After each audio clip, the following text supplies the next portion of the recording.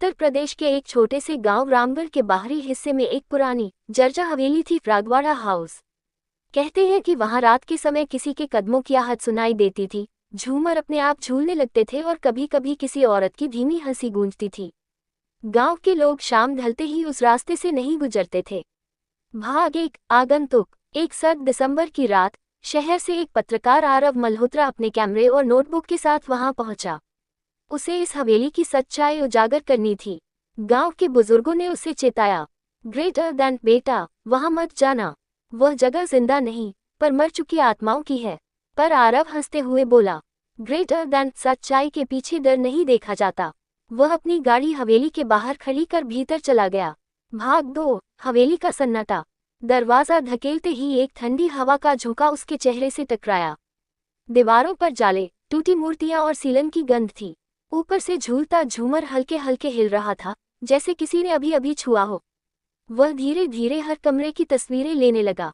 तभी उसे एक कमरे से पायल की आवाज सुनाई दी, ग्रेटर दैन छनन छनन। वह रुका, कौन है वहां?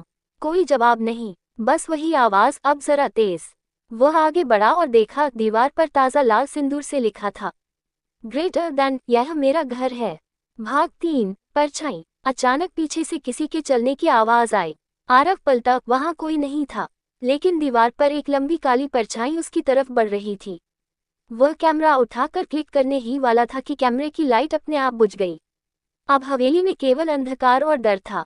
उसे ऊपर की मंजिल से किसी लड़की के रोने की आवाज आई। वह डरते हुए ऊपर गया। एक कमरा खुला था और वहां सफेद साड़ी में एक युवती बैठी थी, आंखों में आंसू, बाल खुले हुए। आरव ने हिम्मत कर पूछा, ग्रेटर दैन, तुम यहाँ कौन हो? उसने सिर उठाया, उसकी आंखों से काला धुआं निकल रहा था। वह बोली, ग्रेटर दैन, मैं प्रतीक्षा हूँ, इस हवेली की आखिरी दुल्हन, जिसने अपने वर का इंतजार करते करते जान दे दी। भाग 4। रहस्य। आरव ने पाया कि 1947 में इस हवेली के मालिक ठाकुर विक्रम सिंह की बेटी प्रतीक्षा की शादी की रात ही उसकी हत्या हो गई थी। कहते हैं, दूल्हा कभी नहीं आया और प्रतीक्षा ने शादी के जोड़े में ही फांसी लगा ली। तब से हर पूर्णिमा की रात वह उसी लाल जोड़े में हवेली में घूमती है। आरव ने उसे समझाने की कोशिश की, ग्रेटर दैन, मैं तुम्हारी कहानी दुनिया को बताऊंगा, तुम्हें मोक्ष मिलेगा। लेकिन प्रतीक्षा मुस्कुराए, ग्रेटर दैन, तुम नहीं समझे, अब मैं इस हवेली से कोई नहीं जाने दूंगी। भाग 5। अंत। अगली सुबह गांव वालों ने आरव की गाड़ी हवेली के बाहर पाई।